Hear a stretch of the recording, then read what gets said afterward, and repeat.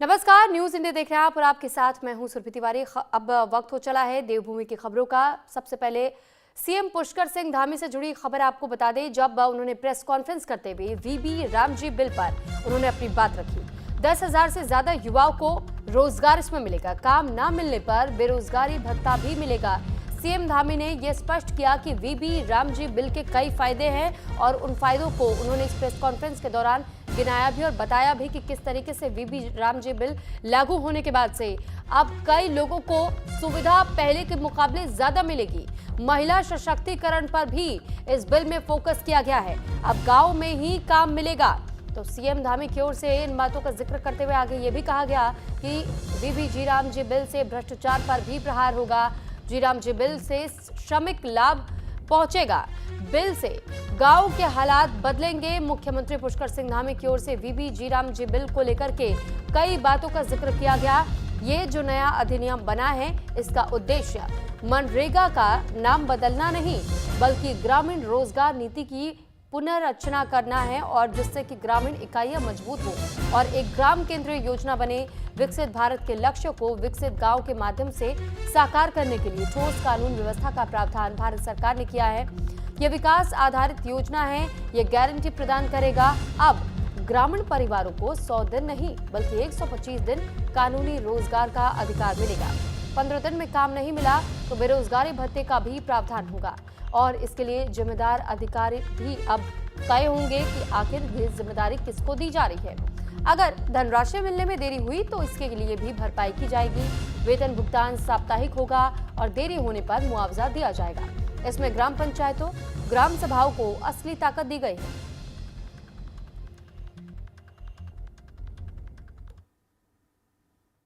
ये अधिनियम जो नया बना है, ये केवल मनरेगा का नाम बदलना ही नहीं इसका उद्देश्य है, बल्कि ग्रामीण रोजगार नीति की फिर से पुनर्संरचना करना है, जिससे कि ग्रामीण क्षेत्र हमारे मजबूत हों, ग्राम इकाइयां मजबूत हों और ये ग्राम सेंट्रिक योजना बने। इस योजना का मुख्य उद्देश्य है और इस अधिनियम विकसित भारत 2047 के लक्ष्य को विकसित गांवों के माध्यम से साकार करने की ठोस कानूनी व्यवस्था का प्रावधान भारत सरकार ने किया है। यह अधिनियम राहत आधारित योजना नहीं है बल्कि विकास आधारित गारंटी प्रदान करेगा। अब ग्रामीण परिवारों को जो ऐतिहासिक रूप से इसमें सुधार हुआ है, अब ग्रामीण परिवारों को 100 दिन नहीं बल्कि 125 दिन कानूनी रोजगार का अधिकार मिलेगा, जो पहले से 25% ज्यादा होगा। 15 दिन में काम नहीं मिला तो बेरोजगारी भत्ता अनिवार्य होगा और इसके लिए जिम्मेदार अधिकारी भी कानूनन तय होंगे।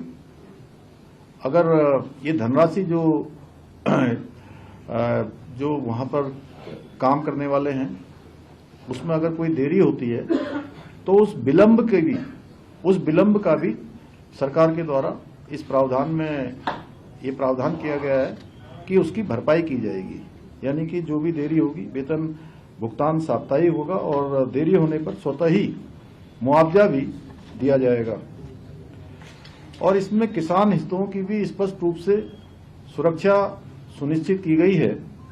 खेती की बुआई कटाई के मौसम में अधिकतम 60 दिन तक योजना के काम कानूनी रूप से रोके जा सकेंगे, इससे किसानों की जो मजदूरी की कमी नहीं होगी, खेती की लागत नहीं बढ़ेगी, ग्रामीण अर्थव्यवस्था संतुलित रहेगी। स्पष्ट है कि यह अधिनियम किसान विरोधी नहीं है, जैसा इसके बारे में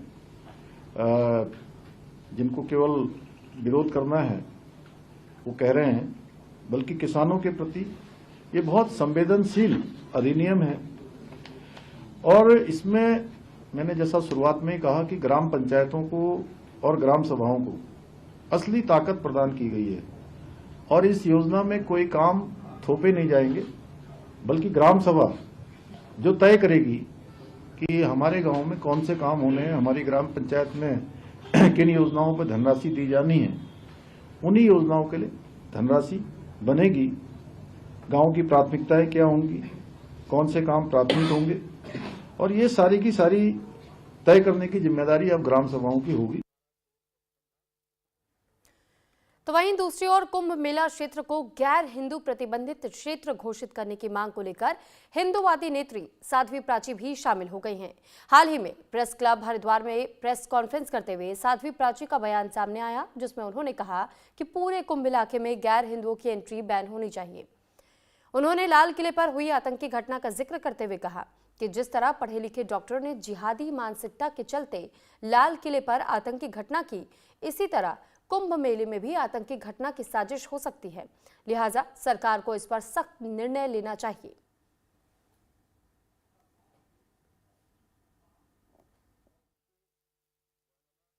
तो इस तरह की मांगे देखिए, लाल किले पर एक बहुत बड़ी घटना, आतंकी घटना घटी है। उसमें पढ़े लिखे डॉक्टर थे और उन्होंने एक कोई ऐसा पदार्थ, रासायनिक, आप सब जानते हैं मीडिया के बंधु, उनके पास था जिससे लाखों लोगों को मौत के घाट उतारा जा सकता है। गंगा मैया में कोई भी डाल सकता है और फिर कितने लोग स्नान करेंगे? करोड़ों लोग आएंगे पूरे विश्व से, तो कुछ भी घटना घट सकती है। इस व्यवस्था को देख करके मेरे मन में आया कि हर की पैड़ी पर, विशेषकर कुंभ के क्षेत्र में, इनकी एंट्री, अन्य धर्मावलंबियों की एंट्री बंद होनी चाहिए। तो वहीं उत्तराखंड में नगर निगम के 2 प्रमुख चौकों का नाम बदले जाने के फैसले पर राजनीतिक घमासान तेज होता जा रहा है, जहां कांग्रेस के प्रदेश प्रवक्ता गरिमा दसौनी ने बीजेपी सरकार और नगर निगम पर तीखा हमला किया। उन्होंने ये कहा है कि सरकार धरातल पर काम करने के बजाय केवल नाम बदलने की राजनीति कर रही है। उन्होंने आरोप लगाया कि शहर में जो कूड़ा उठान है वो ठप है, स्ट्रीट लाइटें खराब है, नालियों की साफ सफाई नहीं हो रही और स्मार्ट सिटी के नाम पर हजारों पेड़ काट दिए गए, जिससे कि देहरादून की स्थिति और बदतर हो गई है।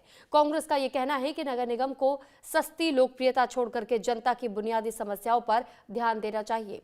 वहीं बीजेपी की ओर से प्रदेश मीडिया प्रभारी मनवीर चौहान ने कांग्रेस के आरोपों पर पलटवार किया। उन्होंने ये कहा है कि जब भी सरकार सनातन से जुड़ा कोई कार्य करती है तो कांग्रेस के पेट में दर्द होने लगता है। उन्होंने ये कहा कि बीजेपी की सरकार कांग्रेस के तहत देश के गद्दारों के नाम नहीं रखेगी और विकास और सांस्कृतिक पहचान के साथ आगे बढ़ेगी।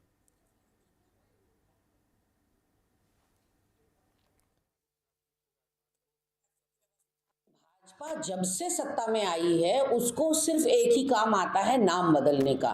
बहुत अच्छे नाम रखे हैं, हम स्वागत करते हैं, लेकिन ट्रैफिक व्यवस्था और उनका सौंदर्यीकरण इन चौकों का वो भी चाक चौबंद रहे, हम ये भी चाहते हैं। एक तरफ कूड़ा उठान नहीं हो रहा है, दूसरी तरफ स्ट्रीट लाइट्स नहीं लग रही हैं जिसकी वजह से अपराध बढ़ रहे हैं, तीसरी तरफ नालियों की सफाई नहीं हो रही है जिसके लिए नगर निगम बना है। नगर निगम चौकों के नाम बदलने के लिए नहीं चुना गया है, नगर निगम को प्रदेश की जनता ने लिविंग स्टैंडर्ड को सुधारने के लिए चुना है। मैंने पहले कहा कि कांग्रेस के लोगों के पेट में दर्द तब होता है जब हम सनातन धर्म से जुड़े किसी व्यक्ति के नाम पर कोई रास्ते का नाम, किसी संस्थान का नाम रखें। उनको विशेष समुदाय के लोगों से प्रेम है, उनके नाम पे अगर कोई नामकरण कर लिया जाए तो उसके लिए वो खुश होते हैं। लेकिन ये भारतीय जनता पार्टी की सरकार है जो देश के लिए जिन्होंने कुछ किया है, जिनके आदर्शों पर देश के लोग चलते हैं, उनके नाम पर निश्चित रूप से हम उनके नाम पर सड़कों का नाम भी रखेंगे, संस्थानों का नाम भी रखेंगे, लेकिन कांग्रेस की तरह हम नहीं करने वाले कि देश के गद्दारों के नाम भी वो उजागर, उनके नाम पर भी वो कोशिश करते हैं। तो वहीं दूसरी ओर हरिद्वार परिवहन विभाग की पहल पर सड़क सुरक्षा कार्यक्रम आयोजित किया गया, जहां पर कार्यक्रम पतंजलि यूनिवर्सिटी औरंगाबाद में आयोजन किया गया और कार्यक्रम में एनसीसी और एनडीआरएफ का संयुक्त सहयोग देखने को मिला और युवाओं को प्रशिक्षित फर्स्ट रिस्पॉन्डर बनाया जा रहा है। वहीं प्रतिभागियों को गोल्डन आवर का महत्व भी समझाया गया। इस दौरान एनसीसी कैडेट्स और छात्रों ने उत्साह से भाग लिया। कार्यक्रम के अंत में प्रतिभागियों ने शपथ ली, जिसकी जानकारी सहायक संभागीय परिवहन अधिकारी नेहा झा ने जानकारी दी।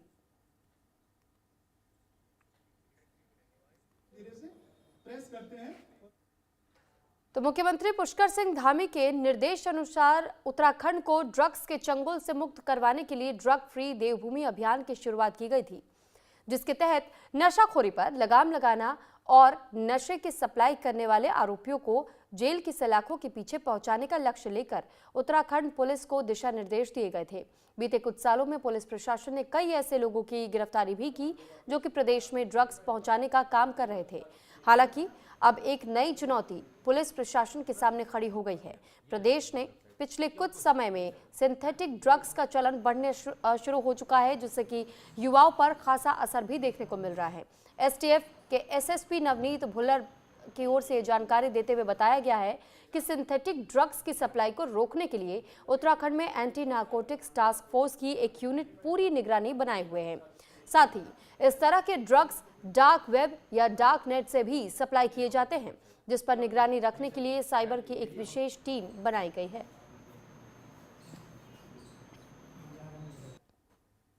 कुछ वर्षों से ये हुआ है कि जो नेचुरल ड्रग्स हैं इनके केसेस में कमी आई है और जो सिंथेटिक ड्रग्स हैं जिसमें मेनली एमडीएमए है, एटीएस है, एलएसडी है, इनके केसेस में बढ़ोतरी हुई है।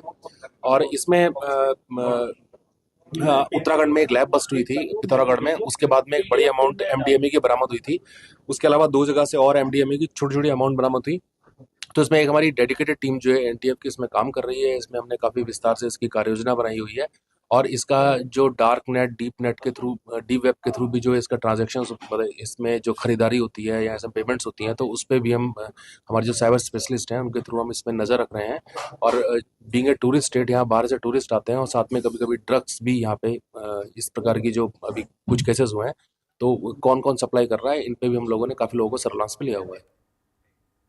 रुड़की एसएसपी प्रमेंद्र सिंह डोभाल के निर्देश पर जिले में नशा तस्करी के खिलाफ चलाए जा रहे अभियान के तहत कोतवाली रुड़की पुलिस को बड़ी सफलता मिली।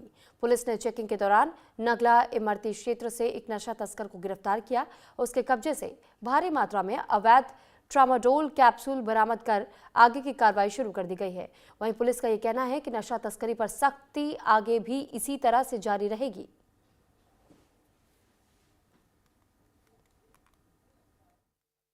जिसमें एक नदीम नाम का अभियुक्त है, जिससे करीब 150 से ज़्यादा ट्रामाडोल के कैप्सूल रिकवर हुए हैं। तो ये चूँकि प्रतिबंधित दवा है, बिना डॉक्टर के प्रिस्क्रिप्शन के इसको नहीं लिया जा सकता है, तो अवैध रूप से थी और नशे के रूप में इस्तेमाल की जा रही थी। तो नशा मुक्त उत्तराखंड में एक अच्छी पहल थाना रुड़की ने करी का हिस्सा है और वैसे भी पुलिस का रूटीन वर्क है, तो ऐसे लगातार आगे जारी। कोई आपराधिक अभी में फैक्ट पूरे मेरे पास अभी नहीं है, लेकिन इतना तय है कि अभियुक्त 174 कैप्सूल के साथ पकड़ा गया। हरिद्वार में एसएसपी के आदेश पर पुलिस का नशा तस्करों के खिलाफ बड़ा अभियान जारी है, जहां पर थाना सिडकुल पुलिस ने नशे के सौदागरों पर फिर से शिकंजा कसा और गैंग बनाकर के स्मैक की तस्करी करने वाले 3 शातिर आरोपियों को गिरफ्तार कर लिया और पुलिस ने आरोपी से पूछताछ भी शुरू कर दी।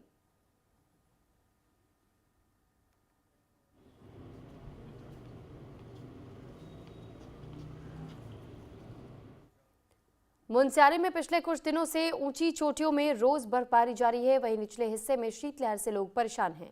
साथ ही सार्वजनिक स्थलों पर अलाव नहीं जलने से इलाके के व्यापारी राहगीर ठंड में ठिठुरने को मजबूर है।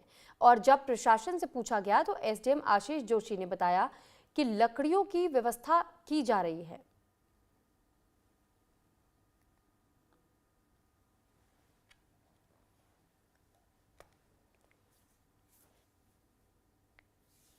यहाँ पर रोजाना आग जलती थी, अब नहीं जल रही यहाँ पर आग। ये बस स्टेशन में ये एक सार्वजनिक स्थल है।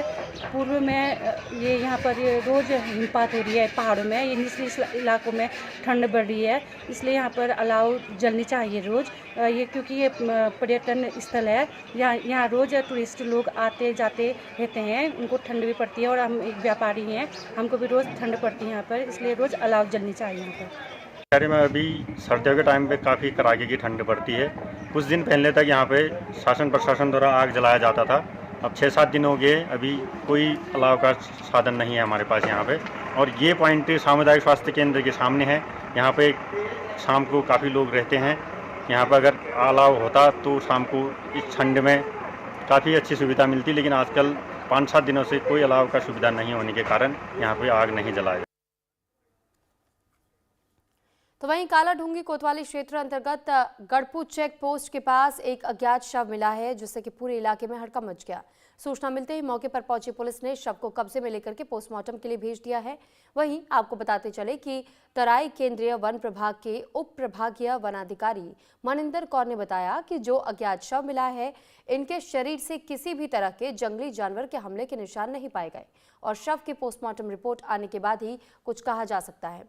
वहीं ग्रामीण ने बताया है कि इस क्षेत्र में हथिनी का लगातार आतंक बना हुआ है और हो सकता है कि हाथी के हमले से ही अज्ञात व्यक्ति की मौत हुई है।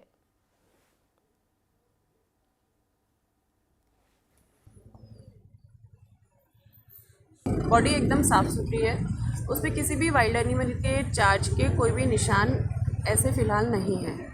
और जिस टेरेन पे हम खड़े हैं, ये टेरेन जो हमारे बरहनी क्षेत्र का है, जिसमें हमारे बिल्कुल कोर फॉरेस्ट से ये रोड जा रही है। इसमें आप देख रहे हैं कि जिस साइड में बॉडी है उस साइड में एलिवेशन ठीक ठाक है। अगर मान लो कि किसी छोटी मोटी किसी टक्कर के बाद भी वो आदमी नीचे गिरा हो तो इस एलिवेशन से गिरने के बाद वैसे भी कुछ ना कुछ हो सकता है। बाकी तो ये है कि पीएम की रिपोर्ट से जो फाइनल होगा वही उसी पे हम कुछ कह पाएंगे, लेकिन फिलहाल प्रथम दृष्टि देखने पे किसी भी तरह के मतलब वाइल्ड एनिमल के चार्ज के साइन बॉडी पर नहीं। घटना है सुबह 5 बजे हाथी यहाँ बहुत ज़ोर से चीख रहा था। ये हथनी बच्चे वाली है, ये इसने मारा है, इसके पैर भी लगे हैं, वहाँ देख लो वहाँ भी पैर लगे हैं, यहाँ बॉडी पड़ी है, छटक के मारा है। ये पैर नहीं रखा है ऊपर, खाली फेंक के मारा है सूंड से। और ये कल दिन से यहाँ घूम रही है। कल 4 बजे हमने यहीं देखी थी, हम भाग गए इसे देख के। ये रोड के इर्द-गिर्द घूम रही थी कल से, बच्चे वाली है और ये ने 100% मारा है। हम कोर्ट में जा हैं काला ढूंगी बाजपुर हाईवे पे, जहां पर आज सुबह एक शव यहां पर सड़क किनारे पड़ा हुआ मिला। ग्रामीणों द्वारा वन विभाग को सूचना दी गई, इसके बाद पुलिस प्रशासन और वन विभाग मौके पर पहुंचा है। प्रथम दृष्टया जो शव को देख के लगता है कि जंगली जानवर, बताते चले कि लोगों का कहना है कि जंगली हाथी द्वारा इन्हें मारा गया है, लेकिन वन विभाग ऐसा खंडन कर रहा है। उनका कहना है कि जाँच के बाद ही ये पता चल सकेगा कि आखिर ये घटनाएँ कैसे और किसके द्वारा हुई है। न्यूज इंडिया के लिए काला ढूंगी से मैं मनोज पाल। तो काला ढूंगी में बैल पड़ाव रेंज के पत्ता पानी गांव में उस समय हड़कंप मच गया जब गन्ने के खेत में एक गुलदार का शव पड़ा मिला। शव मिलने की सूचना से पूरे इलाके में दहशत का माहौल बन गया। ग्रामीणों ने तुरंत इसकी जानकारी वन विभाग को दी।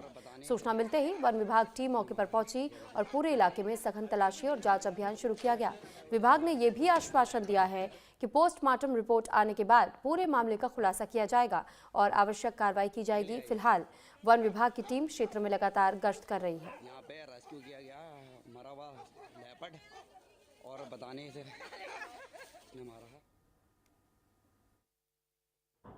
ये कल 5 तारीख की बात है। ये बैलपड़ाव रेंज अंतर्गत पत्ता पानी एक गांव है, जहां पर कुछ महिलाएं गन्ने के खेत में गन्ना काटने गई थी, तो उनके द्वारा सूचित किया गया कि वहां पर एक गुलदार का शव है। उसके बाद बैलपड़ाव रेंज का सारा स्टाफ वहां पर गया और उसको वहां से रेस्क्यू करके उसे लेके आया, जो उसका पीएम होना है चूना खान में। तो पता चला है कि वो 5 साल लगभग है, एक मादा है और आपसी संघर्ष में ये घटना घटित हुई है। बाकी उसके सारे जो अंग हैं, दांत, नाखून इत्यादि सब सुरक्षित रह गए। हरिद्वार में एसपी और सीओ ने पुलिस लाइन रोशनाबाद का निरीक्षण किया, जहां सीओ ने व्यवस्थाओं की गहन समीक्षा की। शस्त्रागार से लेकर के बैरकों तक सख्त जांच की गई है। साथ ही शस्त्र के रख रखाव, सुरक्षा, अभिलेख, मैस और साफ सफाई पर विशेष ध्यान दिया गया। कर्मचारियों की समस्याओं पर सीधा संवाद का पुलिसकर्मियों की समस्याएं सुनी, जिसके बाद समाधान के आदेश भी दिए। साथ ही व्यवस्थाएं और बेहतर बनाने के निर्देश, अधिकारियों और कर्मचारियों को अनुशासन और सुव्यवस्था बनाए रखने के निर्देश दिए गए। इस दौरान वरिष्ठ अधिकारी भी मौजूद रहे।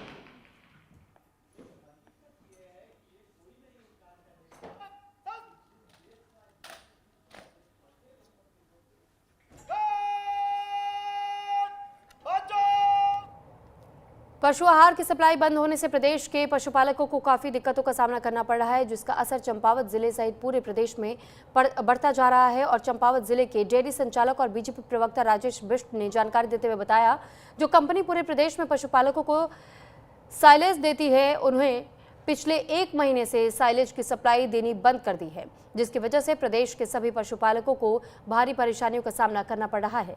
कंपनी के अधिकारियों के मुताबिक सरकार ने उनका 8 करोड़ रुपए का बकाया भुगतान करना है, जिस कारण से सप्लाई इस वक्त बंद है। डेयरी संचालक राजेश बिष्ट और क्षेत्र के सैकड़ों पशुपालकों ने यह कहा है कि पशु आहार की सप्लाई बंद होने से उन्हें काफी दिक्कतों का सामना करना पड़ रहा है। सैकड़ों पशुपालकों ने सहकारिता मंत्री धन सिंह रावत और मुख्यमंत्री पुष्कर सिंह धामी से जल्द पशु आहार की सप्लाई सुचारू करने की मांग की है।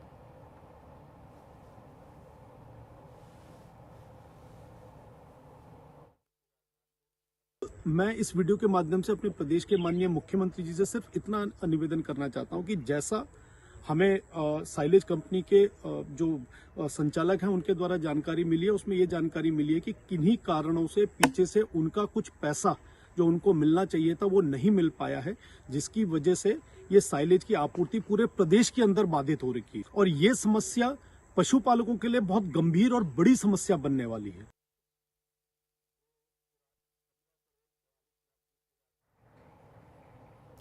तो रुड़की के मंगलौर कोतवाली क्षेत्र के थिथौला गांव में पुलिस और खाद्य और पूर्ति विभाग की संयुक्त कार्रवाई में टैंकर से डीजल चोरी के बड़े मामले का खुलासा हुआ है, जहां छापेमारी के दौरान पुलिस ने करीब 400 लीटर चोरी का डीजल, चोरी में इस्तेमाल किए गए सामान और एक तेल टैंकर बरामद किया। हालांकि कार्रवाई से पहले ही आरोपी मौके से फरार हो गए। जानकारी के अनुसार लंढौरा पुलिस को मुखबिर की सूचना मिली थी और थिथौला गांव में तेल डिपो के पास स्थित एक पार्किंग में टैंकर से अवैध रूप से डीजल निकाला जा रहा है। सूचना के आधार पर पुलिस ने खाद्य और पूर्ति विभाग के अधिकारियों के साथ मौके पर छापेमारी की। बताया जा रहा है कि जिस पार्किंग में अवैध गतिविधि चल रही थी, पुलिस का ये कहना है कि फरार आरोपियों की पहचान की जा रही है और जल्द ही उन्हें गिरफ्तार कर उनके खिलाफ सख्त कार्रवाई की जाएगी। प्रशासन ने साफ किया है कि अवैध तेल कारोबार को किसी भी सूरत में बर्दाश्त नहीं किया जाएगा। हम लोग यहाँ पर पहुंचे हैं तो यहाँ पर एक टैंकर खड़ा हुआ है। बताया गया यहाँ पर पूछताछ में पुलिस के द्वारा भी और अन्य लोगों से पूछताछ की गई कि किसी बाबर नाम के व्यक्ति की ये जो जगह है, ये यहाँ पार्किंग स्थल यहाँ बनाया गया है। यहाँ पर आकर ये टैंकर खड़े होते हैं और उनमें से तेल निकालने की जो है यहाँ से तेल निकाला जाता है। और ये अभी मौके पर हमें ये पीछे आप देख सकते हैं, हालांकि अंधेरा हो गया है। लगभग छोटे ड्रम है नीले और एक वो पीले वाला है और उसमें से लगभग 400 लीटर के आसपास कुछ तरल पदार्थ है, संभवतः डीजल ही होगा। नाइट के समय तो ये बताया जा रहा है कि इसमें से निकाला जाता है। और इसी के साथ फिलहाल इस बुलेटिन में इतना ही। नमस्कार।